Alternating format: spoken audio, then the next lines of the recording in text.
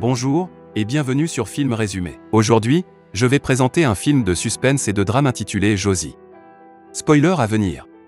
Prenez soin de vous, et bon visionnage. Les forces de police font une descente dans une maison. Un homme pêche seul dans un lac lorsqu'il commence à avoir des hallucinations sur un prisonnier portant une combinaison orange. L'homme s'appelle Hank, et il vit au Pink Motel avec sa tortue de compagnie. La vie est paisible pour lui, surtout que ses voisins, M et Madame Joyner, ne lui causent aucun problème. Un jour, une adolescente tatouée nommée Josie emménage dans le motel et demande de l'aide à Hank. Il l'aide à porter quelques cartons et avant de partir, il vérifie l'espace de vie pour voir s'il sera assez bien pour elle. Josie assiste à son premier jour de lycée et devient amie avec Marcus. Il lui propose d'être son partenaire pour un projet, aux grandes dames de son ami, Gator. Par coïncidence, Hank travaille sur le parking du lycée. Lorsqu'il voit Marcus fumer avec ses amis, il se dirige vers eux et exige que Marcus retire sa cigarette. Sans se décourager, Marcus prend soin de souffler sur le visage de Hank avant de la retirer. En retournant à son camion, Hank s'assoit et découvre qu'il y a de la merde sur son siège. Le pauvre gars est tombé dans la farce enfantine de Marcus et compagnie. Le lendemain, Hank, libre et sans pantalon, caresse sa tortue lorsqu'il remarque Josie au bord de la piscine. Naturellement, la fille est vêtue de son maillot de bain et saute dans la piscine. Madame Joyner lui demande pourquoi une lycéenne vit seule, et Josie explique que ses parents vont arriver, mais qu'elle a d'abord emménagé pour s'installer. Madame Joyner l'invitait ensuite au barbecue pour célébrer le Memorial Day. Ce soir-là, alors que Hank regarde la télé, il entend une voiture se garer, alors il jette un coup d'œil par la fenêtre pour voir que Marcus et Josie viennent d'arriver. Marcus remarque le camion garé de Hank et est agacé qu'ils vivent en face de Josie.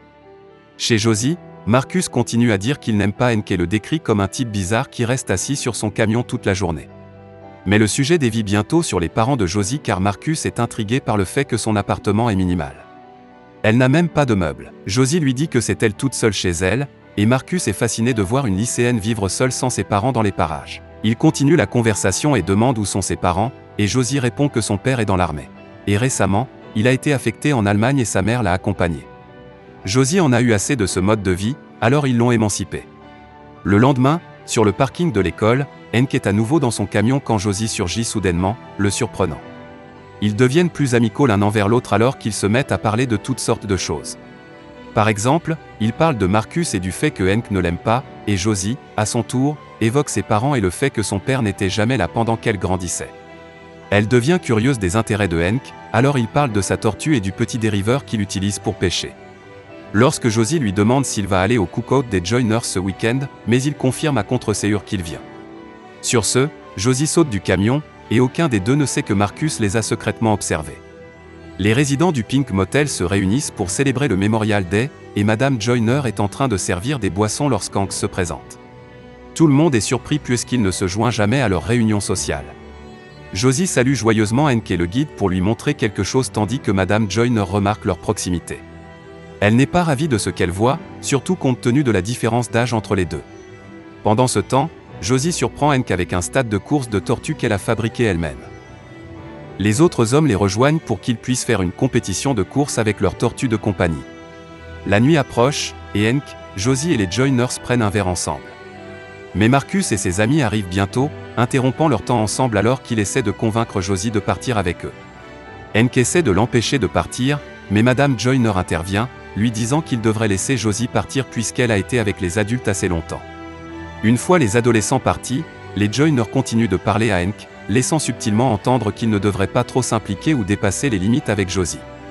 Hank est offensé par cela, mais au lieu de contester, il laisse passer et part. Quant à Josie, elle fait la fête avec Marcus et Gator. Ils font un pari à boire, et Josie annonce que si elle gagne, elle laissera les garçons toucher son chemisier. Et comme les gars ont tellement envie de mettre la main dessus, ils la laissent volontairement gagner. Marcus va d'abord réclamer sa récompense avec Josie qui remonte son chemisier. Mais juste au moment où Marcus est sur le point de la toucher, elle remet soudainement son haut en place. Josie vient de les tromper puisqu'ils n'ont même pas essayé de la battre, et avec un sourire satisfait sur le visage, elle s'en va. Plus tard dans la soirée, Marcus s'approche de Josie et lui demande de fumer. Lorsqu'ils ne sont que tous les deux, Marcus mentionne qu'il aime chasser. Il décrit comment il a tué un serpent à main nue, et Josie trouve cela dégoûtant car elle n'aime pas mettre fin à la vie de choses, pas même des poissons. Elle évoque ensuite le fait que Hank aime beaucoup aller pêcher sur le lac et qu'il pourrait l'emmener faire un tour un jour. Cela irrite Marcus d'entendre que Josie mentionne même Hank, et lorsque Gator apparaît, il nourrit Josie de rumeurs sur le fait que Hank mutile des corps. Mais Josie ne les croit pas tout de suite et essaie de le défendre. Pourtant, les garçons insistent sur le fait qu'il y a quelque chose qui ne va pas avec Hank. Il est tard dans la nuit et Hank regarde la télé chez lui lorsqu'il entend le grondement d'un moteur de voiture. Jetant un coup d'œil pour voir qui c'est, il voit Marcus et Gator renvoyer Josie chez elle.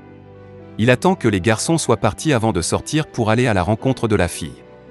Il invente une excuse bidon en disant qu'il se rend au magasin pour acheter des produits de première nécessité et si Josie ne l'a pas cru, elle ne le laisse pas paraître. Hank essaie de prolonger leur conversation en la remerciant pour la course de tout à l'heure, disant que c'est la chose la plus gentille que quelqu'un ait faite pour lui depuis longtemps. Lorsqu'elle demande quand elle verra l'habitat qu'il a construit pour sa tortue, il propose immédiatement de le lui montrer maintenant et s'enthousiasme. Mais à sa grande déception, Josie refuse car elle a besoin de dormir. Il entre dans son camion, et lorsque le moteur démarre, il a une autre vision de l'homme portant une combinaison orange devant lui. Hank est brièvement secoué par cela, mais il parvient à l'ignorer, presque comme s'il était déjà habitué à le voir. Le lendemain matin, Hank se réveille en entendant ses voisins l'appeler. Il sort et voit son camion vandalisé avec l'œuvre Spank dessus. Après un petit moment, Josie sort pour vérifier ce qu'il en est de l'agitation. Leurs voisins partent, et Hank, qui a l'air très contrarié, est sur le point de se rendre à la marina. Josie remarque la détresse de Hank, alors elle propose de l'accompagner. À la marina, Josie parle à Hank des rumeurs qui courent sur lui, mais il se défile, disant que personne n'est vraiment au courant.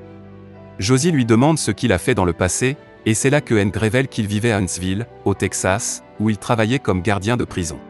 Il était chargé d'attacher les détenus du couloir de la mort. Josie l'écoute attentivement alors qu'il se rappelle comment il regardait les gens rendre leur dernier souffle. Cela pique sa curiosité, et elle demande pourquoi il a quitté son travail, et Hank lui dit qu'il a démissionné parce qu'on a découvert plus tard qu'un des détenus qu'il avait exécuté était innocent. C'était même la première fois que le gouvernement l'admettait. Hank était rongé par la culpabilité, alors il a quitté la ville, mais cela ne suffit pas à lui faire oublier la personne innocente qui est morte sous sa surveillance. Il retourne à son camion, et Josie l'invitait à s'allonger autour de la piscine à leur retour. Malgré l'hésitation initiale de Hank, il finit par accepter. De retour au Pink Motel, Josie est allongée seule au bord de la piscine, vêtue de son maillot de bain, tandis que Hank se cache de loin derrière les plantes, se demandant encore s'il doit sortir pour la rejoindre. Après un moment, il décide de sortir et s'allonge à côté d'elle. Pendant qu'ils se prélassent ensemble, Madame Joyner fouine depuis sa maison car elle soupçonne l'adulte d'avoir une relation illicite avec l'adolescente. M. Joyner lui dit de s'occuper de ses affaires, mais elle ne peut pas ignorer cela. Alors que Hank et Josie se mettent d'accord pour monter sur son drifter le lendemain, Madame Joyner arrive avec des boissons et s'immisce dans leur conversation, aux grandes dames de Hank. Avant que Josie ne puisse lui dire ce qu'ils ont prévu de faire, Hank l'interrompt aimant en disant qu'ils discutent des effractions sur le parking de l'école. Josie lui jette un regard et comprend que Hank veut garder le secret. Le lendemain, Hank est de toute évidence de bonne humeur alors qu'il fait sa toilette. Il prend tout son temps comme s'il se préparait pour un rendez-vous, et il danse même sur la musique comme s'il avait un partenaire imaginaire avec qui danser. Il attend devant la porte de Josie, tenant les fleurs qu'il a achetées, et à 21h précise, il frappe à la porte. Josie ouvre la porte et est stupéfaite de voir Hank. Il pense que c'est peut-être parce qu'il est trop habillé, mais alors qu'il est sur le point d'aller se changer, il entend un autre type à l'intérieur de la maison de Josie. « C'est Marcus », dit Josie, et elle ajoute qu'ils ne peuvent pas sortir ce soir car elle doit faire quelque chose avec Marcus. Elle prend les fleurs et Hank ne peut rien faire d'autre que de partir. Il conduit quand même jusqu'au lac et trouve son drifter vandalisé lui aussi, tout comme le camion. Furieux, il retourne en voiture au Pink Motel et se précipite chez Josie. M. Joyner essaie de l'arrêter, et juste au moment où il s'apprête à frapper à sa porte, il entend des gémissements provenant de l'intérieur de la maison. Hank récupère un couteau dans son camion, et pendant une seconde, M. Joyner pense qu'il va charger à l'intérieur de la maison de Josie. Mais au lieu de cela, Hank frappe simplement le pneu de la voiture de Marcus. Hank boit seul chez lui lorsque Madame Joyner frappe et s'introduit à l'intérieur. Il l'oblige à boire avec lui mais elle lui ouvre les inquiétudes qu'elle a à son sujet. Madame Joyner avoue que Josie leur a un peu parlé de son passé, ce qui surprend Hank car il ne s'attendait pas à ce qu'elle en parle. Elle le convainc de se faire aider et le met même en garde contre sa relation avec Josie. Il le nie fermement et insiste sur le fait qu'ils ne sont que des amis, et Madame Joyner accepte ses paroles et part. La femme étant partie, Hank passe sa colère sur son verre, le brisant. Plus tard dans la nuit, Marcus crie frénétiquement dehors à cause de ses pneus crevés, mais Hank l'ignore. Josie le calme et lui propose de le ramener chez lui à la place. Josie le raccompagne chez lui et lorsqu'ils arrivent, elle lui rappelle de revenir 1 heure plus tard. De retour au Pink Motel, Josie s'inquiète pour Hank, alors elle frappe à sa porte pour voir comment il va. À ce moment-là, Hank est déjà ivre et il n'est pas sûr de devoir la laisser entrer, mais il le fait quand même. Avec Josie à l'intérieur de sa maison, il lui montre l'habitat de la tortue. Soudain, Josie demande à Hank s'il est un homme craignant Dieu, et il répond qu'il n'a que faire d'un Dieu. Ensuite, elle lui demande, à propos de la prison où il a regardé des gens mourir, s'il y avait un Dieu là-dedans, et Hank répond à nouveau non.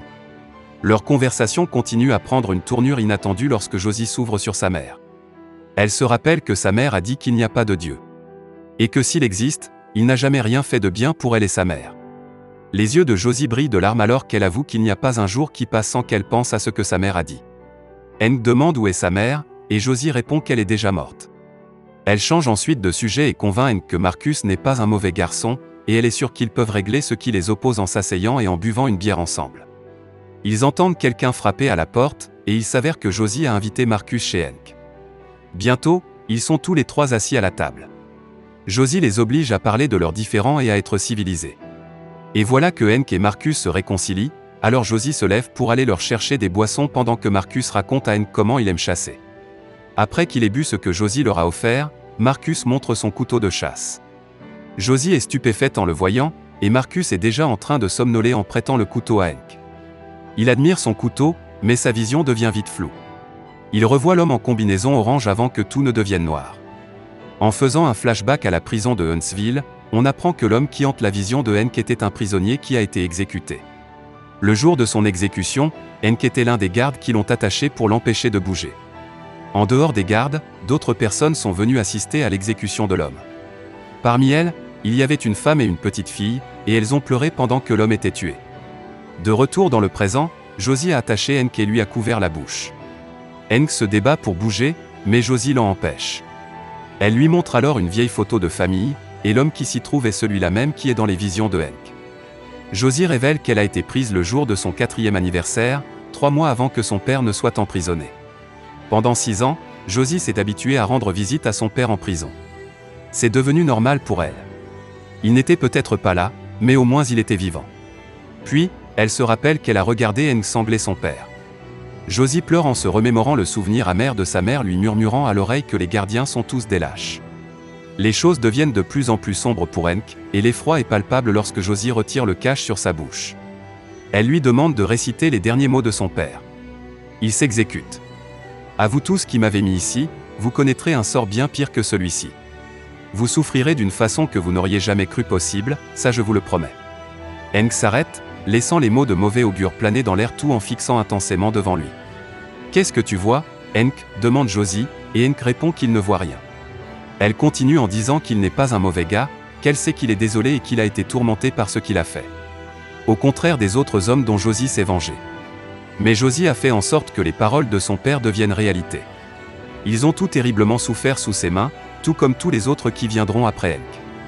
Mais pour Hank, elle promet qu'elle ne le laissera pas souffrir, qu'il ne connaîtra que la paix. Et avec cela, elle tranche la gorge de Hank avec le couteau de chasse de Marcus, et il se vide de son sang. La police arrive et trouve le corps de Hank toujours attaché. Marcus, qui a perdu connaissance sur le sol, est piégé et arrêté pendant que les Joiners font leur déclaration sur le conflit entre Josie, Hank et Marcus. Quant à Josie, elle a maintenant teint ses cheveux en noir et elle se rend à Huntsville. Elle entre dans un bar et rencontre un autre des gardiens de la prison, sa prochaine cible. Assurez-vous de vous abonner pour pouvoir regarder plus de résumés de films comme celui-ci. Merci d'avoir regardé.